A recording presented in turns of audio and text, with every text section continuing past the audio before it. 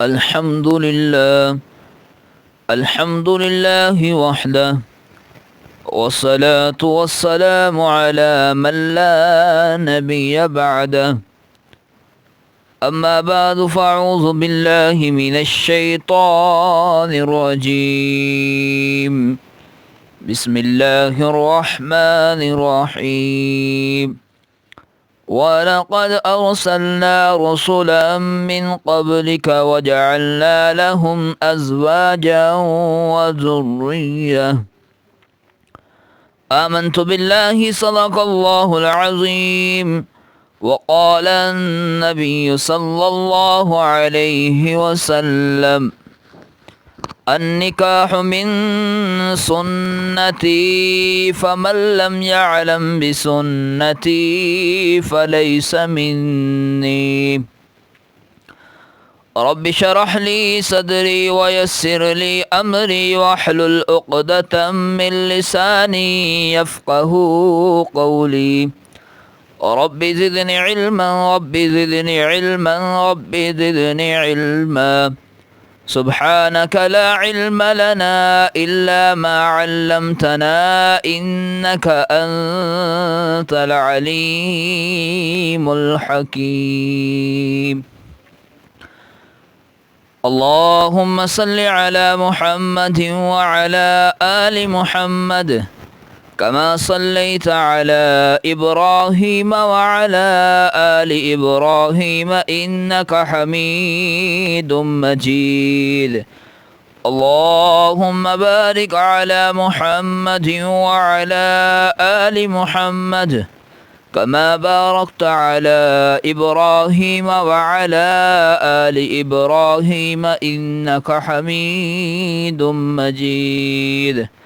پڑھ درود پاک تجھ کو فائدہ ہو جائے گا، پڑھ درود پاک تجھ کو فائدہ ہو جائے گا، گنبد خضرا سے تیرا رابطہ ہو جائے گا۔ پڑھ کے بسم اللہ رب کی ذات پر کر کے یقین، پڑھ کے بسم اللہ رب کی ذات پر کر کے یقین، پاؤں رکھ دریا میں خود ہی راستہ ہو جائے گا۔ پڑھ درود پاک تجھ کو فائدہ ہو جائے گا، گنبد خضرا سے تیرا رابطہ ہو جائے گا۔ برادران اسلام، بھائیو، دوستوں اور بزرگوں، اسلام میں نکاح کی بڑی اہمیت اور فضیلت ہے۔ دین اسلام میں عورت مرد کے لیے نکاح کو ضروری قرار دیا ہے، عورت اور مرد کے لیے نکاح کو لازم قرار دیا ہے۔ نکاح ایک ایسا عظیم رشتہ ہے کہ جس کے ساتھ منسلک ہونے کے بعد خاوند بیوی ایک دوسرے کے ساتھ پاکیزہ زندگی بسر کر سکتے ہیں، ایسی زندگی کہ جس میں پیار و محبت، ہمدردی و غمخواری اور الفت و پیار کے پاکیزہ جذبات پائے جاتے ہیں، جس میں خاوند بیوی ایک دوسرے کے رفیق، ایک دوسرے کے دکھ درد کے ساتھی اور ایک دوسرے کے غمخوار ہوتے ہیں۔ اگر وہ اپنی ازواجی زندگی اللہ رب العزت کی مرضی کے مطابق بسر کرتے ہیں تو انہیں دنیا میں سکون اور اطمینان حاصل ہوتا ہے، اور جب کل قیامت کے دن وہ اللہ کے دربار میں حاضر ہوں گے تو اللہ ایسے خاوند بیوی سے راضی ہو جائیں گے، یعنی جو اللہ کی مرضی کے مطابق خاوند بیوی اس دنیا میں اپنی زندگی گزارے کے، اور جب وہ کل قیامت کے دن اللہ کے دربار میں حاضر ہوں گے تو ایسی حالت میں اللہ کے سامنے اللہ کے دربار میں حاضر ہوں گے کہ اللہ ان پر راضی ہوں گے۔ اللہ تبارک و تعالی قرآن مجید فرقان حمید کے اندر فرماتے ہیں کہ وَلَقَدْ أَرْسَلْنَا رُسُلًا مِّن قَبْلِكَ وَجَعَلْنَا لَهُمْ أَزْوَاجًا وَذُرِّيَّةً، کہ اے میرے محبوب، اے میرے حبیب، ہم آپ سے پہلے بھی بہت رسول بھیج چکے ہیں، انہیں بھی ہم نے بیوی بچوں والا ہی بنایا تھا۔ تو اس آیت کریمہ سے نکاح کی فضیلت معلوم ہوئی کہ اس دنیا میں جتنے بھی انبیاء و رسول علیہم السلام تشریف لائے، 1,24,000 کم و بیش انبیاء کرام اس دنیا میں آئے۔ اللہ فرما رہا ہے کہ وَلَقَدْ أَرْسَلْنَا رُسُلًا مِّن قَبْلِكَ وَجَعَلْنَا لَهُمْ أَزْوَاجًا وَذُرِّيَّةً، سب کے بیوی بچے تھے، یعنی سب کا نکاح ہوا۔ تو اس آیت کریمہ سے نکاح کی فضیلت معلوم ہوئی کہ نکاح کرنا 1,24,000 کم و بیش انبیاء کرام کی سنت ہے۔ اور اسی طرح ایک اور مقام پر اللہ تبارک و تعالی فرماتے ہیں کہ هُوَ الَّذِي خَلَقَكُمْ فَمِنْكُمْ كَافِرٌ وَمِنْكُمْ مُؤْمِنٌ وَاللَّهُ بِمَا تَعْمَلُونَ بَصِيرٌ، کہ اے لوگو، وہ اللہ ہی ہے جس نے تمہیں ایک جان سے پیدا فرمایا اور پھر اسی جان سے، اسی جن سے ایک ایسا جوڑا بنایا تاکہ وہ اس سے سکون حاصل کریں۔ تو اس آیت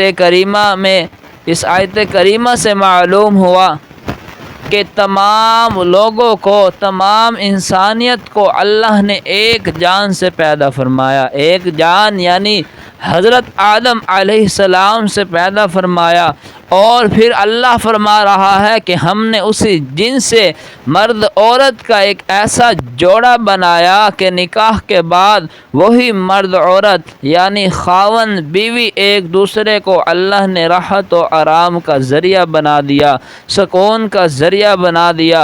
اور اسی طرح ایک اور مقام پر اللہ فرماتے ہیں وَأَنكِحُوا الْأَيَامَ مِنكُمْ وَالصَّالِحِينَ مِنْ عِبَادِكُمْ وَإِنْ يَكُونُوا فُقَرَاءَ يُغْنِهِمُ اللَّهُ مِنْ فَضْلِهِ وَاللَّهُ وَاسِعٌ عَلِيمٌ، اور تم میں جو غیر مرد عورت غیر شادی شدہ ہے ان کا نکاح کر دو۔ ان یکونوا فقراء یغنیہم اللہ من فضلی، اور اپنے نیک بخت غلاموں اور لونڈیوں کا بھی، اور اگر وہ مفلس ہوں گے تو اللہ اپنے فضل سے انہیں غنی کر دے گا۔ یغنیہم اللہ من فضلی، اللہ اپنے فضل سے انہیں غنی کر دے گا۔ واللہ واسع علیم، اور اللہ بڑی خوشادگی والا اور علم والا ہے۔ تو اس آیت کریمہ میں اللہ تبارک و تعالی فرما رہے ہیں کہ وہ عورت جو کنواری ہے، وہ عورت جس کا خاوند نہیں ہے، یا وہ عورت جو طلاق یافتہ ہے، یا وہ عورت جو بیوہ ہے، اور اسی طرح وہ مرد جو کنوارا ہے جس کی بیوی نہیں ہے، تو اللہ نے ایسے مرد عورت جو غیر شادی شدہ ہے ان کا نکاح کرنے کا حکم فرمایا ہے، اور ساتھ اللہ نے یہ بھی فرما دیا کہ اگر وہ مفلس ہوں گے، اگر وہ غریب ہوں گے، اگر وہ محتاج ہوں گے، کہ ان یکونوا فقراء یغنیہم اللہ من فضلی، اللہ اپنے فضل سے انہیں غنی کر دے گا۔ اور آج کل جو ہے عام طور پر غربت کو مرد کے لیے، مرد کی نکاح کی راہ میں، مرد کی شادی کی راہ میں رکاوٹ سمجھا جاتا ہے کہ جب اس کے پاس ہے ہی کچھ نہیں تو بیوی کو کہاں سے کھلائے گا، اور اسی لیے آج جو ہے کوئی غریب کے ساتھ رشتہ جوڑنے کو تیار نہیں ہے، غریب کو رشتہ دینے کے لیے تیار نہیں ہے، غریبوں سے تعلق رکھنے کے لیے تیار نہیں ہے، تو اللہ تعالی نے اس خیال کی تردید فرمائی ہے اور فرمایا کہ ان یکونوا فقراء یغنیہم اللہ من فضلہ، تم غیر شادی شدہ مرد عورت کا نکاح کر دو، اگر وہ مفلس ہوں گے، اگر وہ غریب ہوں گے، اگر وہ محتاج ہوں گے، اگر وہ جو ہے فقیر ہوں گے، تو اللہ اپنے فضل سے انہیں غنی کر دے گا، انہیں خوشحال کر دے گا۔ واللہ واسع علیم، بے شک اللہ بڑی خوشادگی والا اور علم والا ہے، یعنی اللہ بڑی وسعت والا، عطا کرنے والا اور ہر چیز کو جاننے والا ہے۔ اسی لیے میرے بھائی دوستوں اور بزرگوں، اللہ کو معلوم ہے کہ کسے غنی کرنا ہے اور کن اسباب کے ذریعے کسے غنی کرنا ہے، یہ اللہ کو معلوم ہے۔ بہرحال اس آیت کریمہ میں اللہ تبارک و تعالی نے جو مرد عورت غیر شادی شدہ ہے ان کا نکاح کرنے کا حکم فرمایا ہے، اور اسی طرح ایک اور مقام پر اللہ رب العزت فرماتے ہیں کہ وَإِنْ خِفْتُمْ أَلَّا تُقْسِطُوا فِي الْيَتَامَى فَانكِحُوا مَا طَابَ لَكُم مِّنَ النِّسَاءِ مَثْنَىٰ وَثُلَاثَ وَرُبَاعَ وَإِنْ خِفْتُمْ أَلَّا تَعْدِلُوا فَوَاحِدَةً أَوْ مَا مَلَكَتْ أَيْمَانُكُمْ ذَلِكَ أَدْنَىٰ تَعُولُوا۔ اور اگر تمہیں اس بات کا اندیشہ ہو کہ تم یتیم لڑکیوں کے ساتھ انصاف نہ کر سکو گے، پھر انہی عورتوں سے شادی کر لو، انہی عورتوں سے جو عورتیں تمہیں پسند ہے انہی کے ساتھ دو دو، تین تین، چار چار کے ساتھ نکاح کر لو۔ مگر اگر تمہیں اس بات کا خوف ہے، اس بات کا ڈر ہے کہ تم اپنے بیویوں کے درمیان انصاف نہ کر سکو گے، اپنے بیویوں کے درمیان جو ہے عدل نہ کر سکو گے، تو پھر ایک بیوی ہی کافی ہے، یا وہ لونڈی جس کی تم ملکیت رکھتے ہو۔ تو اس آیت کریمہ سے بھی نکاح کی فضیلت معلوم ہوئی۔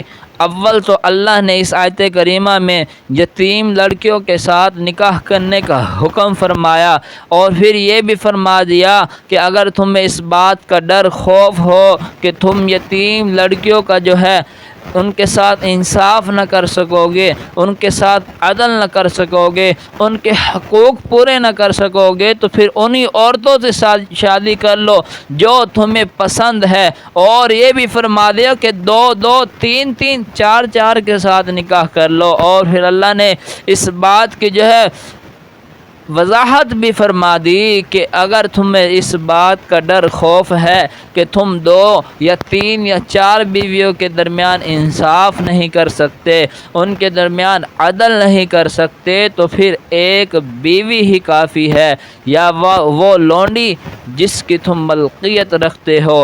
یہ بہتر ہے، یہ قریب ہے کہ تم انصاف سے نہ ہٹو۔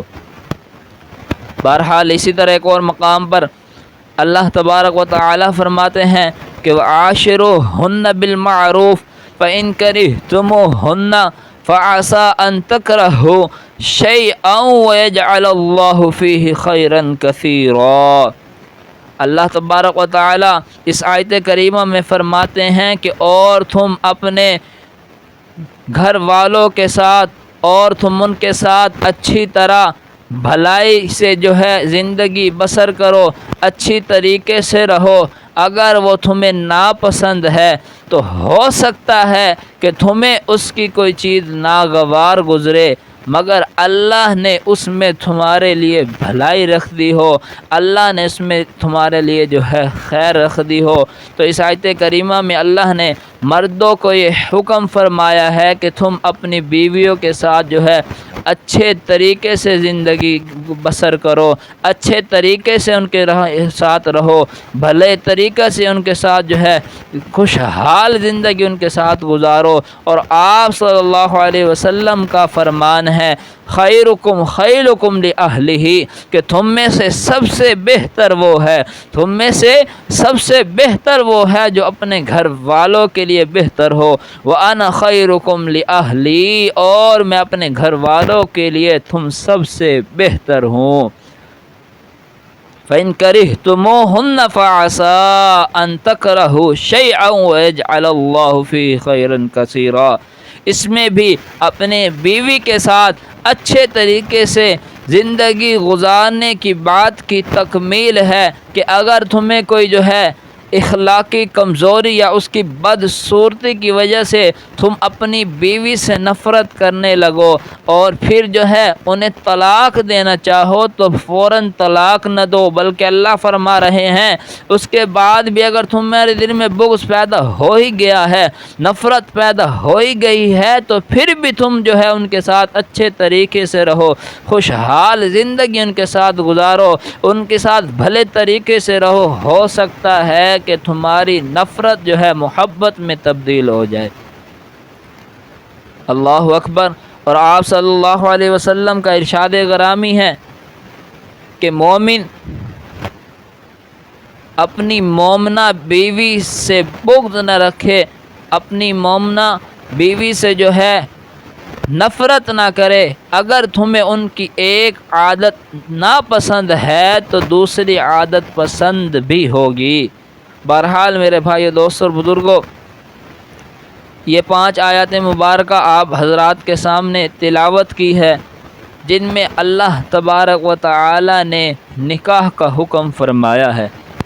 پہلی آیت آپ کے سامنے تلاوت کی جس میں اللہ نے، جس سے یہ فضیلت معلوم ہوئی کہ نکاح 1,24,000 انبیاء کرام کا سنت عمل ہے، سنت طریقہ ہے۔ اور دوسری آیت اللہ نے یہ فرما دیا کہ خاوند بیوی کو ایک دوسرے کے لیے سکون و راحت کا ذریعہ بنایا ہے۔ اور اسی طرح تیسری آیت میں اللہ نے اس بات کو بیان فرمایا کہ تم میں جو غیر شادی شدہ مرد عورت ہے یا تمہارے جو ہے نیک بخت غلام لونڈیا ہے، تم ان کا نکاح کر دو، اور اگر وہ غریب ہوں گے، مفلس فقیر ہوں گے تو اللہ انہیں اپنے فضل سے غنی کر دے گا۔ اور چوتھی آیت میں اللہ تبارک و تعالی نے یہ بات بیان فرمائی کہ تم جو ہے یتیم لڑکیوں کے ساتھ شادی کر لو۔ اگر تمہیں اس بات کا اندیشہ ہے کہ تم یتیم لڑکیوں کے ساتھ جو ہے انصاف نہیں کر سکتے، ان کے حقوق ادا نہیں کر سکتے، تو پھر اللہ نے فرمایا کہ تم ان عورتوں کے ساتھ شادی کر لو جو تمہیں پسند ہو۔ اور آخری آیت میں اللہ نے اپنی عورتوں کے ساتھ، اپنی بیوی کے ساتھ بھلے طریقے سے رہنے کا حکم فرمایا ہے، ان کے ساتھ اچھے طریقے سے زندگی بسر کرنے کا حکم فرمایا ہے۔ میرے بھائی دوستو اور بزرگوں، حضرت ام عائشہ رضی اللہ تعالی عنہ فرماتی ہیں کہ نبی اکرم صلی اللہ علیہ وسلم نے ارشاد فرمایا کہ النکاح من سنتی فمن لم یعلم بسنتی فلیس منی، کہ نکاح کرنا میری سنت ہے، جس نے میری سنت پر عمل نہیں کیا فلیس منی، وہ مجھ سے نہیں ہے۔ اللہ اکبر۔ تو اس حدیث مبارکہ سے معلوم ہوا کہ نبی اکرم صلی اللہ علیہ وسلم کا فرمان عالی شان ہے کہ النکاح من سنتی، کہ نکاح میری سنت ہے، اور جس نے میری سنت کو چھوڑا، فرمایا کہ فمن لم یعلم، جس نے میری سنت کو چھوڑ دیا، میری سنت پر عمل نہیں کیا، میری سنت کو ترک کر دیا، تو فرمایا کہ فلیس منی، وہ مجھ سے نہیں ہے، یعنی وہ بندہ میرا امتی نہیں ہے جو میری سنت کو ترک کر دے، میری سنت کو چھوڑ دے۔ اللہ اکبر۔ تو اس حدیث مبارکہ سے معلوم ہوا کہ اس دنیا میں جو بندہ شادی کرتا ہے، کسی عورت سے، کسی خاتون سے نکاح کرتا ہے، تو در حقیقت وہ آپ صلی اللہ علیہ وسلم کی سنت مبارکہ پر عمل کرتا ہے، آپ صلی اللہ علیہ وسلم کی مبارک سنت کو زندہ کرتا ہے۔ اور اسی طرح حضرت انس رضی اللہ تعالی عنہ فرماتے ہیں کہ نبی اکرم صلی اللہ علیہ وسلم نے ارشاد فرمایا استزوج العبد فقد استکمل نصف الدین فلیتق اللہ فی نصف الباقی، کہ جو بندہ شادی کر لیتا ہے، کسی عورت سے نکاح کر لیتا ہے تو اس کا آدھا دین مکمل ہو جاتا ہے۔ فلیتق اللہ فی نصف الباقی، اور پھر وہ نکاح کے بعد آدھے دین کے بارے میں اللہ سے ڈرتا رہے۔ اللہ اکبر۔ تو اس حدیث مبارکہ سے نکاح کی کتنی بڑی فضیلت معلوم ہوئی کہ جو بندہ نکاح کرتا ہے، جو بندہ شادی کر لیتا ہے، تو آپ صلی اللہ علیہ وسلم نے فرمایا کہ اس کا آدھا دین مکمل ہو جاتا ہے، یعنی وہ آدھے دین پر عمل پیرا ہو جاتا ہے۔ فَلْيَتَّقِ اللَّهَ فِي نَفْسِ الْبَاقِي، پھر نکاح کے بعد اسے آدھے دین کے بارے میں اللہ سے ڈرنا چاہیے اور آدھے دین کی طلب و تلاش کرنی چاہیے۔ تو میرے بھائی دوست اور بزرگوں، اس احادیث سے یہ بات بھی واضح ہو گئی کہ نکاح کے بغیر کوئی بندہ، کوئی جو ہے آدمی، کوئی شخص پورے دین پر نہیں چل سکتا، کیونکہ آپ صلی اللہ علیہ وسلم نے فرمایا کہ جو بندہ نکاح کرتا ہے اس کا آدھا دین مکمل ہو جاتا ہے۔ تو آپ صلی اللہ علیہ وسلم کا فرمان ہے کہ جو بندہ نکاح کرتا ہے اس کا آدھا دین، یعنی وہ آدھے دین پر عمل پیرا ہو جاتا ہے، پھر اسے نکاح کے بعد آدھے دین پر جو ہے اللہ سے ڈرنا چاہیے اور آدھے دین کی طلب و تلاش کرنی چاہیے۔ اسی طرح حضرت عبداللہ بن مسعود رضی اللہ تعالی عنہ بیان کرتے ہیں کہ ایک مرتبہ نبی اکرم صلی اللہ علیہ وسلم تشریف لے جا رہے تھے کہ چند نوجوانوں کو دیکھا، تو آپ صلی اللہ علیہ وسلم نے ان نوجوانوں سے فرمایا کہ اے نوجوانوں کی جماعت، اگر تم میں سے کوئی شادی کرنے کی قدرت رکھتا ہے، کوئی نکاح کرنے کی قدرت رکھتا ہے، تو پھر وہ فوراً شادی کر لے۔ اس سے کیا ہوگا؟ اس سے تمہاری نظر جھک جائے گی اور تمہاری شرمگاہ کی حفاظت ہوگی۔ اور فرمایا اگر تم میں سے کوئی شخص جو ہے، کوئی لڑکا، کوئی نوجوان شادی کرنے کی قدرت نہیں رکھتا، شادی کرنے کی طاقت نہیں رکھتا، وسعت نہیں رکھتا، کہ اس میں اسباب موجود نہیں ہے، تو پھر اسے چاہیے کہ وہ روزہ رکھا کرے۔ اس سے کیا ہوگا؟ روزہ تمہارے اور گناہوں کے درمیان ڈھال بن کر کھڑا ہو جائے گا۔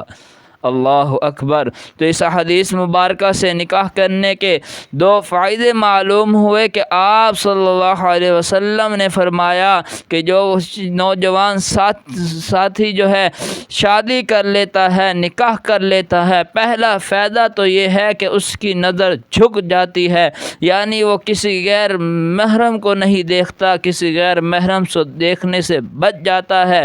اور دوسرا فائدہ کیا فرمایا کہ جو بندہ شادی کر لیتا ہے اس کی شرمگاہ کی حفاظت ہوتی ہے، یعنی وہ کسی گناہ میں، کسی بدکاری، زناکاری میں مبتلا نہیں ہوتا، گناہ میں مبتلا ہونے سے، ملوث ہونے سے بچ جاتا ہے۔ اللہ اکبر۔ اور میرے بھائی دوستوں اور بزرگوں، آپ صلی اللہ علیہ وسلم نے فرمایا کہ اگر ایسا شخص تمہارے پاس شادی کا پیغام لے کر آئے جس کے کردار اور دینی حالت کو تم پسند کرتے ہو، تو پھر فوراً اس کے ساتھ جو ہے اپنی لڑکی کی شادی کر دو۔ اگر تم نے ایسا نہ کیا تو دنیا میں، اس زمین پر فتنہ اور بہت زیادہ فساد برپا ہو جائے گا۔ تو آپ صلی اللہ علیہ وسلم کے فرمان ہے کہ جو بندہ کردار کا اعلیٰ ہو، حسن سلوک کا اعلیٰ ہو اور اس کی دینی حالت بھی بہتر ہو، یہ نہ ہو کہ جسے نماز روزہ نہ آئے، جسے کلمہ نماز نہ آئے، اسے اٹھا کر جو ہے اپنی بیٹی کا رشتہ دے دیا۔ نہیں میرے بھائیوں، آپ صلی اللہ علیہ وسلم کا فرمان ہے کہ جس کا کردار یعنی حسن سلوک اچھا ہو اور جس کی دینی حالت بھی آپ کو پسند ہو، یعنی دینی معاملات میں بھی وہ افضل ہو، یعنی نماز روزہ کرنے والا ہو، متقی پرہیزگار ہو، اگر ایسا شخص تمہارے پاس جو ہے پیغام لے کر آئے شادی کا، تو فوراً ایسے شخص سے اپنی لڑکی کی شادی کر دو۔ اور فرمایا کہ اگر تم نے ایسا نہ کیا، اس سے کیا ہوگا؟ اس سے زمین پر فتنہ اور بہت زیادہ فساد برپا ہو جائے گا۔ اللہ اکبر۔ میرے بھائیو، دوستو اور بزرگوں، آئیے احادیث مبارکہ کی روشنی میں دیکھتے ہیں کہ آپ صلی اللہ علیہ وسلم نے کیسی عورتوں سے، کن لڑکیوں سے شادی کرنے کا حکم فرمایا ہے، صحابہ کرام کو کیسی عورتوں سے شادی کرنے کا مشورہ دیا ہے۔ حضرت ابو ہریرہ رضی اللہ تعالی عنہ بیان کرتے ہیں کہ نبی اکرم صلی اللہ علیہ وسلم نے ارشاد فرمایا کہ اے ابو ہریرہ، کسی عورت سے 4 بنیاد پر شادی کی جاتی ہے، کسی عورت سے 4 بنیاد پر شادی کی جاتی ہے، نکاح کیا جاتا ہے۔ پہلی چیز یہ کہ اس کے مال اور دولت کو دیکھ کر اس سے شادی کی جاتی ہے۔ دوسری چیز یہ کہ حسن جمال کی وجہ سے اس سے شادی کی جاتی ہے۔ تیسری چیز یہ کہ اس کے حسب و نسب یعنی خاندانی بڑائی کی وجہ سے اس سے شادی کی جاتی ہے۔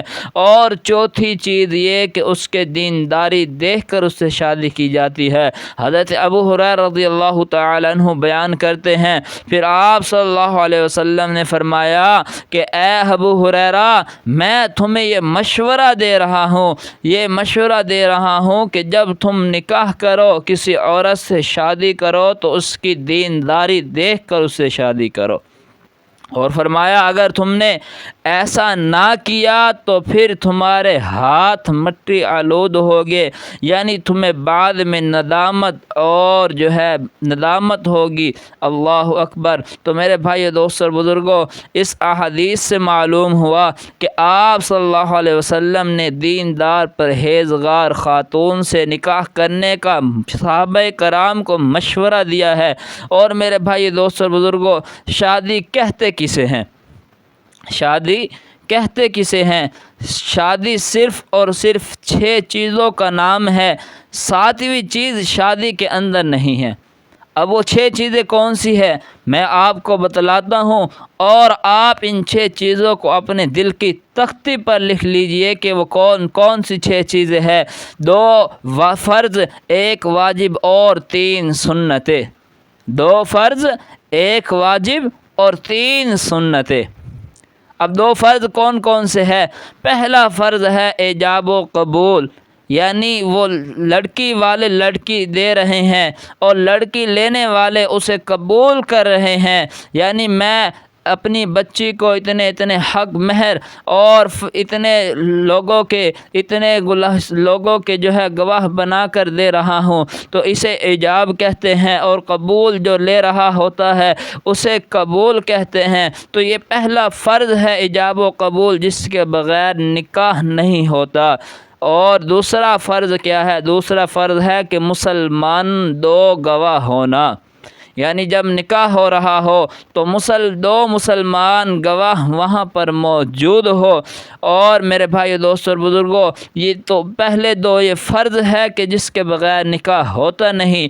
اور تیسرا واجب کیا ہے؟ واجب ہے عورت کا حق مہر، یعنی حق مہر جو طے ہو گیا ہے، جو لکھوا دیا گیا ہے، تو پھر وہ عورت کا حق ہے اور عورت کو وہ دینا پڑے گا۔ جتنا بھی لکھوا دیا، 5 10 15 20 جتنا بھی لکھوایا ہے، وہ عورت کا حق ہے، اسے وہ دینا پڑے گا۔ تو یہ 3 چیزیں ہو گئی، اور آگے 3 سنتیں ہیں۔ 3 سنتیں کون سی ہے؟ پہلی سنت ہے خطبہ نکاح، یعنی نکاح کا خطبہ پڑھنا، اور دوسری سنت اور 5ویں چیز ہے خطبے کے بعد جو ہے چھواروں کو تقسیم کرنا۔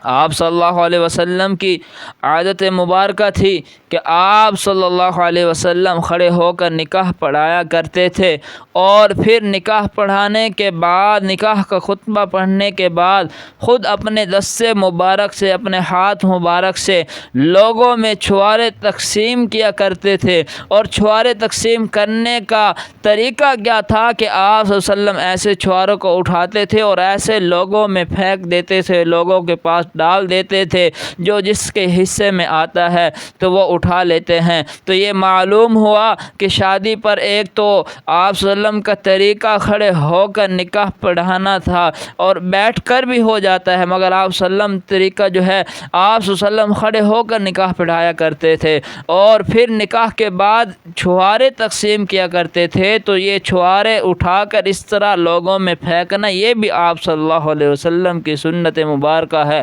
تو یہ 5 چیزیں ہو گئی۔ 7ویں چیز ہے دعوت ولیمہ۔ اور میرے بھائی دوستو بزرگوں، یہ مسئلہ بھی ذہن میں رکھ لیجئے کہ دعوت ولیمہ نکاح سے پہلے نہیں ہوتا۔ دعوت ولیمہ نکاح سے پہلے نہیں ہوتا، بلکہ دعوت ولیمہ شب جفاف کے بعد ہوتا ہے۔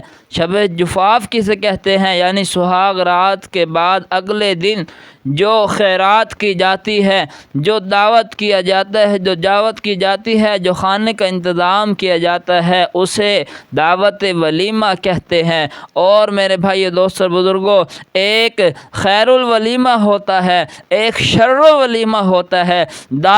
خیر الولیمہ کسے کہتے ہیں؟ خیر الولیمہ کہتے ہیں کہ جس میں غریب غربا کو بلایا جائے، امیروں کو بھی بلائے، لیکن اس میں غریب لوگوں کو بھی جو ہے بلایا جائے، تو یہ خیر الولیمہ ہے۔ اور شر الولیمہ کسے کہتے ہیں؟ صرف امیروں کو بلایا جائے، غریبوں کو نہ بلایا جائے، تو اسے شر الولیمہ کہتے ہیں۔ تو میرے بھائیو دوستو اور بزرگوں، ہمیں خیر الولیمہ کرنے کا اہتمام کرنا چاہیے، اور خیر الولیمے میں اللہ کی طرف سے خیر اور برکتیں نازل ہوتی ہے، اور شر الولیمے سے بچنا چاہیے۔ یہ جو ہے اس شر الولیمے میں اللہ کی جو ہے لعنتیں نازل ہوتی ہے۔ تو بہرحال میرے بھائی دوستو بزرگوں، دعوت ولیمہ ایک خیرات ہوتی ہے، تو خیرات غریبوں کا حق ہوتا ہے، اس میں غریبوں کو بھی بلایا جائے۔ تو میرے بھائی دوستو بزرگوں، تو یہ شادی کے اندر یہ 6 چیزیں ہیں، 2 فرض، 1 واجب اور 3 سنتیں۔ 7ویں چیز شادی کے اندر نہیں ہے۔ اور آج ہمارے معاشرے میں اللہ معاف کرے پتہ نہیں کیا کیا رواج، رسم و رواج نکلے ہوئے ہیں۔ شادی والے جو گھر ہوتا ہے اس میں 2 ماہ پہلے ہی جو ہے ڈھولکی وغیرہ کو شروع کر دیتے ہیں، بینڈ باجوں کو شروع کر دیتے ہیں، اور پھر جیسے قریب آتی رہتی ہے پتہ نہیں کیا کیا جو ہے رسم و رواج غیر مسلموں کے اپناتے ہیں۔ اور یہ مہندی کا رسم جو ہے، اور امٹن پتہ نہیں یہ کیا کیا جو ہے، لوگ جو ہے ہمارے معاشرے میں مسلمان بھائی کیا غیر مسلموں کے طور طریقے اپناتے ہیں۔ میرے بھائیو دوستو اور بزرگوں، یہ سب اور سب یہ جو ہے شریعت کے خلاف ہے۔